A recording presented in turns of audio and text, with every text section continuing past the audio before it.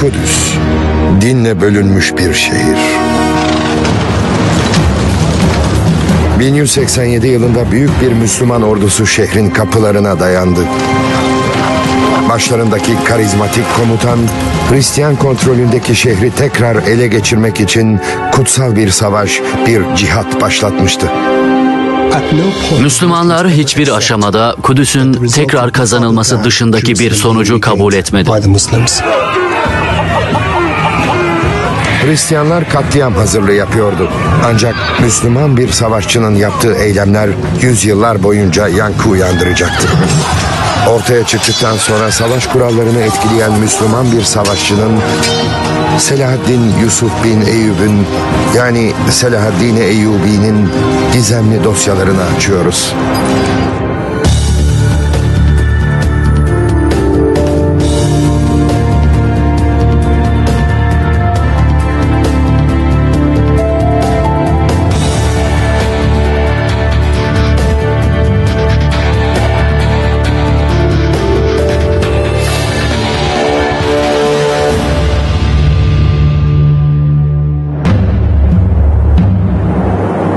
Kahire, 1167.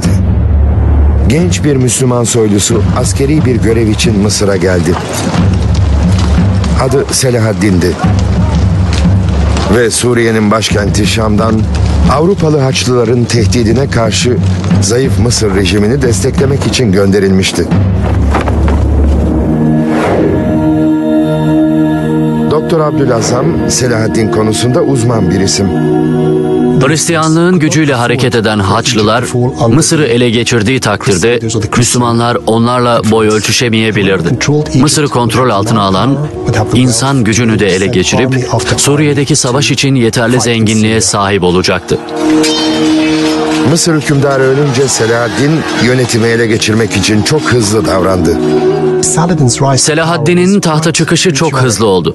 Aniden Mısır veziri olduğu noktaya kadar Selahaddin'in tanınmadığını söyleyebilirim. Selahaddin sonraki 20 yıl içinde başkenti Şam olan bir imparatorluk yarattı. Topraklarını Kuzey Afrika'daki Tripoli'den Fırat Nehri'ne kadar genişletti. Ama fethettiği toprakların insanlarını birleştirmek için sadece silah gücüne güvenmiyordu. Selahaddin, dini inançlar konusuna inanılmaz bir samimiyetle yaklaşıyordu. Selahaddin, merhameti, hayırseverliği, cömertliği, sabrı, gayreti ve metanetiyle ön plana çıkan biriydi. Dindar bir Sünni Müslüman olan Selahaddin, tüm imparatorlukta medrese adı verilen dini okullar inşa etti. Medreseler temelde kanun okullarıydı. Medreselerin gücü tek bir İslami bakış açısı yaratmasından geliyordu. Sosyal bir ağ yarattı, muazzam dostluk bağları kurdu, bilgiye ve yazışmaya dayanan bağlar oluşturdu. Yahudiler ve Doğulu Hristiyanlar da Selahaddin'in hükümdarlığı altında barış içinde yaşıyorlardı. Ama istenmeyen misafirler de vardı. Haçlılar Kudüs'ü ve kutsal topraklardaki sınır noktalarını işgal etmişlerdi. Carol Hillenbrand, Edinburgh Üniversitesi'nde İslami Araştırmalar Profesörü. İslamiyet açısından Kudüs, Mekke ve Medine'nin ardından 3. kutsal şehir olma özelliğini taşıyor. Ve içinde çok kutsal olan 2 yapıyı barındırıyor. Kubbetü's Sahra ve El-Aksa Camii. Ama İsa'nın çarmıha gerildiği ve yeniden dirildiği yer olan Kudüs, Hristiyanlar için de çok kutsal. Papa II. Urban, 400 yıllık Müslüman işgalini sona erdirmek için Haçlılara, Müslüman, Yahudi ve Katolik olmayan Hristiyan ayrımı yapmaksızın herkesi katledin emri vermişti. Bunun neticesinde şehir 1099 yılından beri Haçlıların elindeydi. Müslümanlar gafil avlandı. Düşmanı tanımıyorlardı. Düşmanın yapısını tam olarak anlayamamışlardı. Zaten parçalanma nedeniyle karşılık verecek durumları da yoktu. Selahaddin'e kadar Haçlılara karşı etkili bir Müslüman direnişi olmadı. Sonunda dini okullardan, yani medreselerden yükselen öfke yayılmaya başladı. Gerçekleşen olaylara, Kudüs'te gerçekleşen olaylara asıl tepki din alimlerinden geldi. Onlar olası sonuçların çok önceden farkına varmışlardı. Haçlılar yerleşmek niyetindeydi ve Müslüman dünyasının kalbinde krallıklarını kurmaya geliyorlardı. Küçük çaplı bir Müslüman direnişiyle karşılaşan Haçlılar, kutsal topraklarda Kudüs Krallığı adında bir devlet yarattılar. Rahip savaşçılardan oluşan iki bağnaz tarikat, tapınak şövalyeleri ve hospitaliyer şövalyeleri Hristiyan saflarındaydı. Selahaddin'in en büyük düşmanı onlardı. Tapınak ve hospitalyer şövalyeleri, Haçlıların benimsediği Müslümanlara merhamet etmek yok prensibiyle hareket ediyorlardı. Selahaddin de onlara karşı benzer duygular besliyordu. 1187 yılında Selahaddin'in sadece bir amacı vardı. Askerliğinin yanı sıra zeki bir devlet adamı olan Selahaddin, Kudüs'ün tekrar ele geçirilmesi için Müslüman topraklarındaki orduları ve insanları ortak bir düşmana karşı birleştirecek bir cihat çağrısında bulundu. Bu ordular ancak bir cihat için birlikte savaşırdı. Bunun tek yolu buydu. Orduların tek bir amaç için, tek bir liderin buyruğu altında toplanmasını sağlayacak şey ancak bir kutsal savaş olabilirdi. Selahaddin 30 bin kişilik bir ordunun başında Şam'dan Kudüs'e doğru ilerledi. Ordusunun güneşi karartan tozuyla gurur duyuyordu. Ordusunun içinde hafızlar vardı. Ordusunun içinde kadılar vardı. Bir araya gelen tüm bu insanlar dinsel bir savaş hissiyle hareket ediyorlardı. Bu Haçlı seferlerinin ilk dönemlerinde Müslümanların kalbine gömülmüş bir histi. Selahaddin'in yanında savaş kuralları konusunda tavsiye verebilecek İslami şeriat hukuku alanında uzman biri de vardı. O isim hala bir kaynak niteliği taşıyan Selahaddin'in hayatını kaleme alan İbn Şaddad'dı. Orijinal bir el yazması burada Kudüs'teki El Aksa Camii'nde tutuluyor. Orta Çağ'daki yazılı İslami eserlerde ünlü insanların biyografilerini görmek son derece nadir rastlanan bir durumdur.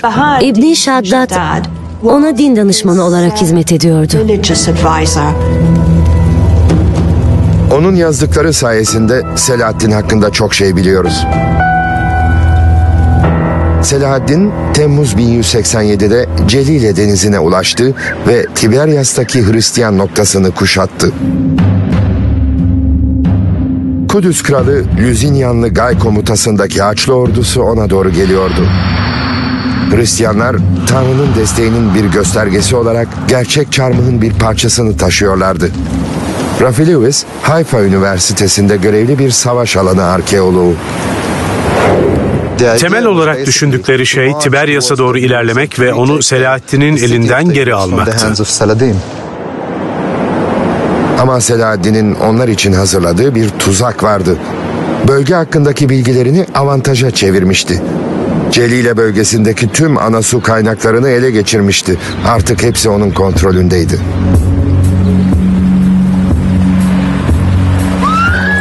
Elinde adamları ve atları için su kalmayan, Selahaddin'in okçuları tarafından sürekli rahatsız edilen, susuzluktan çılgına dönmüş Frank ordusu, Hitti'nin boynuzları olarak bilinen volkanik kraterin yakınlarına sürüldü.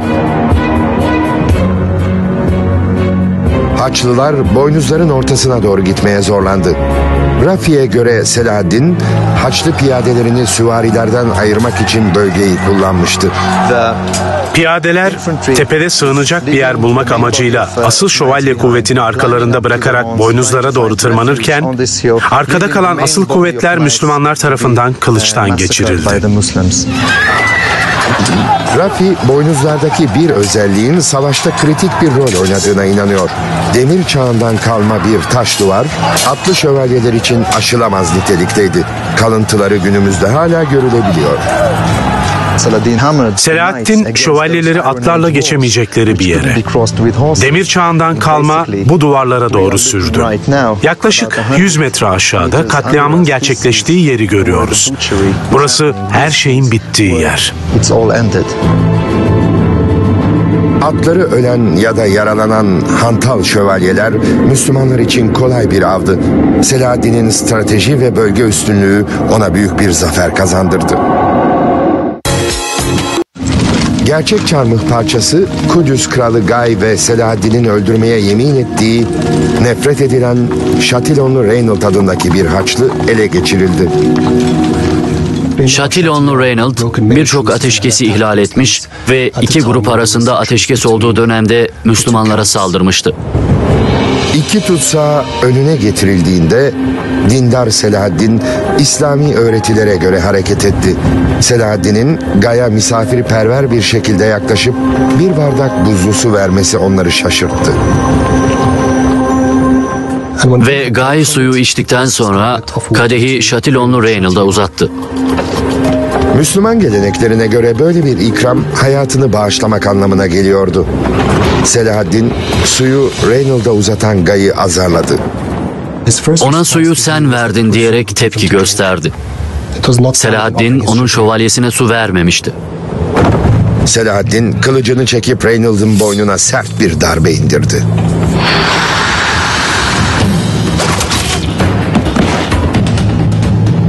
Ama dehşete düşen Gay'a merhamet gösterdi.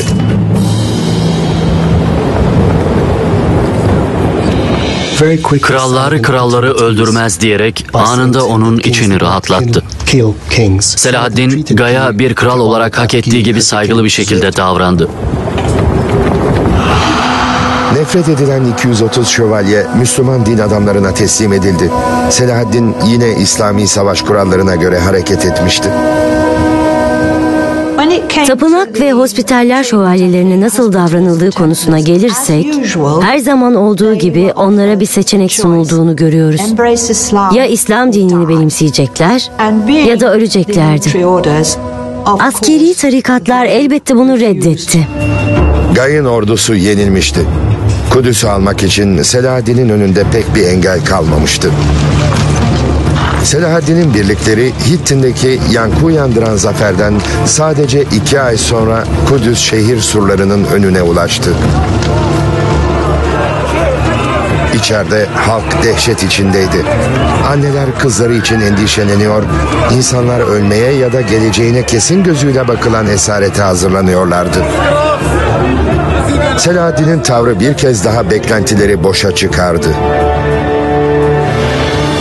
O merhamet göstermişti. Selahaddin, Haçlıların oradan ayrılmasına izin verdi. Orada yaşayanların cinsiyetine göre bir bedel belirleyip fidye istedi. Sonra da bu fidyeler toplandı. Hayatları bağışlandı ve kutsal toprakları sonsuza kadar terk etmeleri şartıyla serbest bırakılmaları garanti edildi. Çoğu şövalyelik erdemine sahip Müslüman savaşçı Selahaddin'in hikayeleriyle Avrupa'ya döndü. Bu efsanevi bir hikaye. Onu deyim yerindeyse bir tür asil barbar olarak nitelendirebiliriz. O Hristiyan değildi. Hristiyanlığa inanmayan biriydi. Ama Hristiyanlığın takdir ettiği erdemlere sahip bir insandı. Ruven Amitai ilk şövalyelik anlayışı konusunda bir uzman. Selahaddin, İslam dünyasında siyasi ve meşru bir kültürün gelişim gösterdiği yüzyılların mirasçısı. Bunun büyük kısmı 8., 9. ve 10. yüzyıllarda şekillenen İslam hukukuna, resmi İslami kanunlara dayanıyor. Selahaddin yaptıklarıyla şövalyelere örnek olarak gösteriliyordu. 1825 yılında Sir Walter Scott'ın destansı romanı The Talisman'da onun erdemlerinden övgüyle söz edildi. Selahaddin Kudüs'te İslamiyet için kutsal yerleri gül suyuyla yıkattı. Yahudilere ve Hristiyanlara saygı gösterildi. Hacılar cizye olarak bilinen bir vergiyi ödeyerek özgürce ibadet edebiliyordu. Kudüs'ün minarelerinden bir kez daha ezan sesleri yükselirken bile Selahaddin Haçlıların geri döneceğini biliyordu. Batılı Hristiyan alemi için felaket niteliğindeki bu olayın yarattığı korku, dönemin papasının kısa bir süre sonra üzüntüden ölmesiyle sembolize ediliyor. İddialar bu yönde. Göreve gelen yeni papa ise Kudüs'ü geri almak için derhal yeni bir Haçlı seferi başlattı.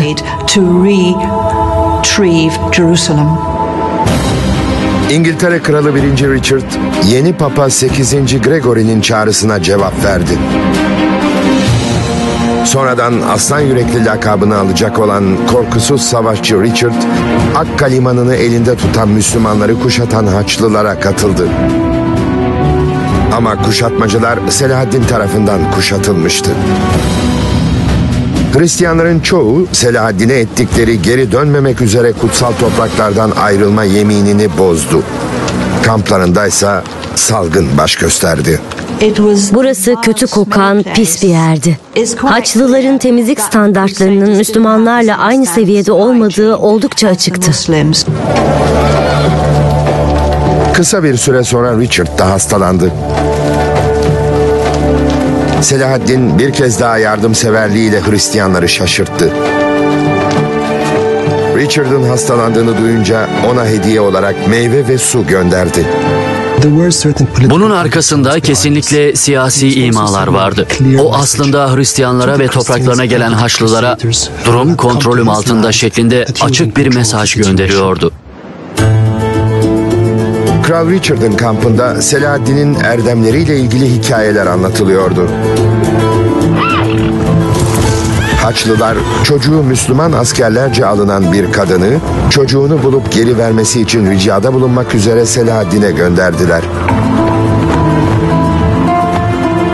Kadın gerçekten Selahaddin'e gitti. Selahaddin bebeğin bulunmasını emretti.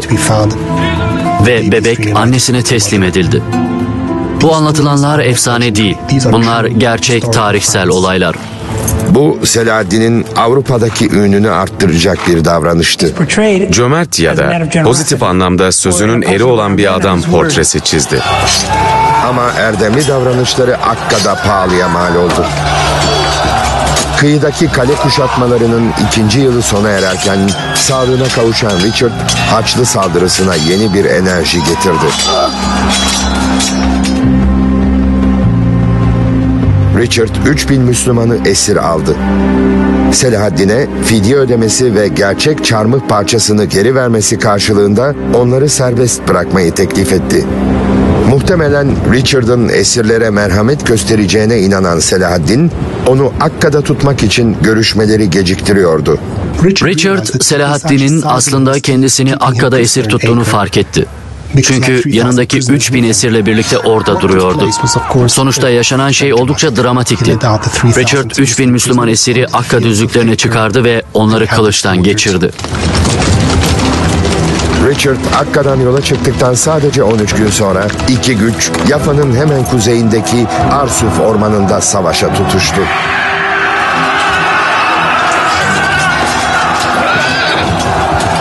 Richard mücadelenin en şiddetli yerindeydi.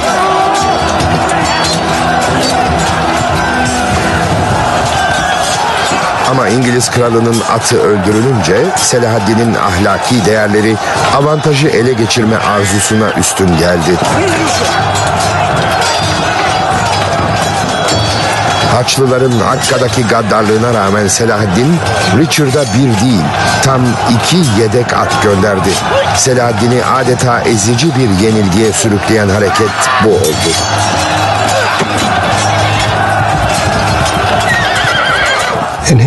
Ona göre bir kralın ayakları üstünde savaşması yakışık almayan bir şeydi. Bu durum Selahaddin'in barış zamanında olduğu kadar savaşın kalbinde de sabit kalan ve asaletini koruyan ahlaki değerlerine dayanıyor. Richard'ın düşünceleri bu defa Kudüs'e yöneldi. Selahaddin son hamlenin yaklaştığını biliyordu ve yine zaman kazanmaya karar verdi. Arsuf'tan sonra Selahaddin taktik değiştirdi. Richard'ı savaş alanında yenemeyeceğini anladı. Gerçi Richard'la hiç tanışmamıştı. Onun yanına kardeşi El Adil'i gönderdi. Onu cesaretlendirdi ve Richard'la olabildiğince uzun müzakerelere girmesi talimatını verdi. El Adil Richard'la görüşürken Selahaddin en kötü ihtimale karşı hazırlanıyordu. Selahaddin Kudüs'e geri çekilerek şehri güçlendirdi ve Richard'ın nasıl bir tepki vereceğini görmek için bir bekleme oyununa başladı. El Adil onu geciktirmek için uğraşsa da Richard'ın üstündeki harekete geçme baskısı artıyordu. Bu arada evinde kardeşi John tahtını tehdit ediyordu. Richard hamlesini yaptı ve Kudüs'ün kuzeyine ulaştı. Saldırıya hazırdı. Selahaddin de en büyük düşmanıyla karşılaşmaya hazırlanıyordu. Kudüs o zamana kadar Selahaddin'in savunduğu her şeyi sembolize ediyordu. Yıllardır kendisine hizmet eden sadık yardımcılarını etrafına topladı. Onlara son derece açık ve son derece basit bir şekilde ölümüne savaşmaları gerektiğini söyledi.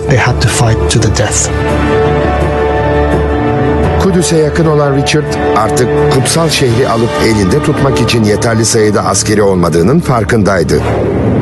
Arkeolog Profesör Simon Gibson durumu şöyle açıklıyor. Aslında Richard, Kudüs'ü ele geçiremeyeceğini fark etti. Kudüs'ü çevreleyen toprakların kontrolü onun elinde değildi. Hatta bununla ilgili ünlü bir hikaye vardır. Richard kalkanını kaldırıp Kudüs'e bakmak istemiyorum çünkü şehri Müslümanlardan alamam der ve sonra geri çekilir. Richard, El Adil aracılığıyla Selahaddin'le bir ateşkes görüşmesi yapması gerektiğini anladı. 1192'de yapılan Yafa Antlaşması'na göre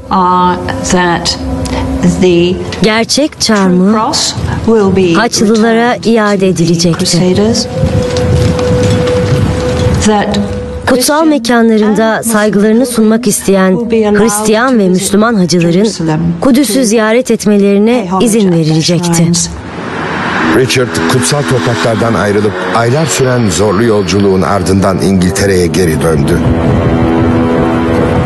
Mücadelelerden yıpranan Selahaddin, kan dökmekten vazgeçerek 1193 Mart'ında öldüğü Şam'da inzivaya çekildi.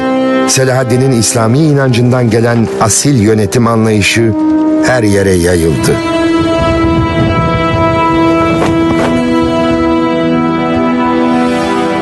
İslam hukuku, İslami kanunlar çok açık bir şekilde bir kişinin savaştan önce, savaş sırasında ve savaştan sonra nasıl davranması gerektiğini tanımlıyor. Selahaddin'in bundan çok etkilendiğini düşünüyorum. Bu konuda en ufak bir şüphe bile duymuyorum. Bu rakipleri tarafından pozitif anlamda algılandı. Selahaddin tamamen saygın, dürüst, değerli bir düşman olarak görüldü. Ve bu imajın Batı dünyasında benimsendiğini düşünüyorum. Selahaddin'in merhametli yaklaşımının mirası günümüzde de yankılanıyor. O, şövalyeliğin orta çağdaki kurallarına ilham verdi. Bazıları Cenevre Anlaşması'nda olduğu gibi uluslararası savaş kuralları kavramları üstündeki etkisinin hala hissedilebildiğine ve bu kuralların sadece Hristiyanlıktan değil, Selahaddin sayesinde İslamiyet'ten de etkilendiğine inanıyor.